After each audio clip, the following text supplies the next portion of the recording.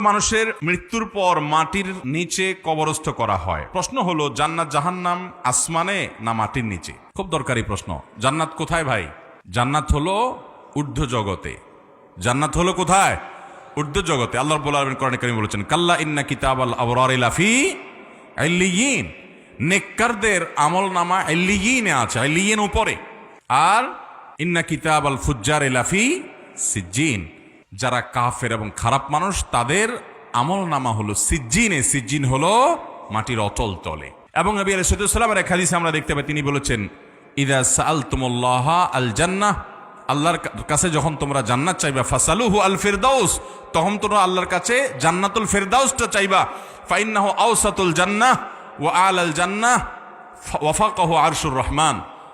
কারণ হলো এটা জান্নাতের মধ্যবর্তী সেন্টার পয়েন্ট, জান্নাতের সর্বোচ্চ মাকাম, আর তার উপরে আল্লাহ তাআলার আরশ। আল্লাহর আরশ যেহেতু উপরে, এই হাদিস থেকে এবং আরো বিভিন্ন হাদিস থেকে বোঝা যায় জান্নাতের অবস্থান হলো ঊর্ধ্ব জগতে, আর জাহান্নামের অবস্থান হলো নিম্ন জগতে। অদৃশ্যের এই বিষয়গুলোকে আমরা আমাদের যুক্তিতে মেপে ঝুপে বের করে ফেলবো, এটা সম্ভব না। আল্লাহ রাব্বুল আলামিন অসীম, সে অসীম রবের সব কিছুকে এই সসীম বুদ্ধি দিয়ে আপনি আয়ত্ত করে ফেলবেন, এটা কখনো সম্ভব না এবং যৌক্তিকও না।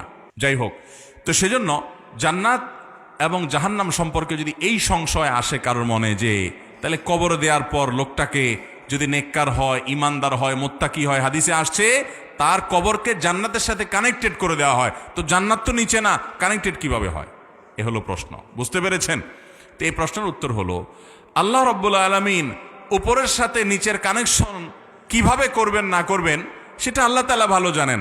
আজকাল পৃথিবীতে কানেকশনের বহু রূপ আমরা জানি, যে ডিভাইস এক জায়গায়, কানেকশন আরেক জায়গায় হয়ে যাচ্ছে।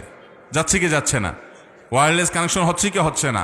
আল্লাহ রাব্বুল আলামিন জান্নাতের নেয়ামতের সাথে এখানে অলৌকিকভাবে, অদৃশ্যভাবে গায়েবের জগতে কিভাবে কানেক্টেড করবেন তিনি ভালো জানেন। তিনি কাদির, তিনি সব কিছু করতে সক্ষম। তবে জান্নাত এবং জাহান্নামের অবস্থান হলো, যেটা বলেছি যে জান্নাতের অবস্থান হলো ঊর্ধ্ব জগতে আর জাহান্নামের অবস্থান হলো নিম্ন জগতে। আল্লাহ তাআলা আমাদেরকে জান্নাত দান করুন এবং জাহান্নাম থেকে বেঁচে থাকার তৌফিক দান করুন। গ্রামে গঞ্জে শহরে অনেকে পীরের হাতে বায়াত গ্রহণ করে, পীরের শেখানোর বাইরে কিছু সঠিক মনে করে না। পীর যা বলেন অন্ধের মতো সেটাকেই সঠিক মনে করেন। আল্লাহ ছাড়া আল্লাহকে বা জান্নাত পাওয়ার জন্য এটাই কি সঠিক পদ্ধতি? ভাইরা আমার, কোন পীর যদি এমন কথা বলেন যেটা কোরআন হাদিসে করার কথা বলা হয়েছে, তাহলে তো এটা অবশ্যই করবেন। সেটা পীরের বললেও করবেন, না বললেও করবেন, কারণ কোরআন হাদিসে আছে। আর যদি কোনো পীর সাহেব এমন কোনো কথা বলেন করার জন্য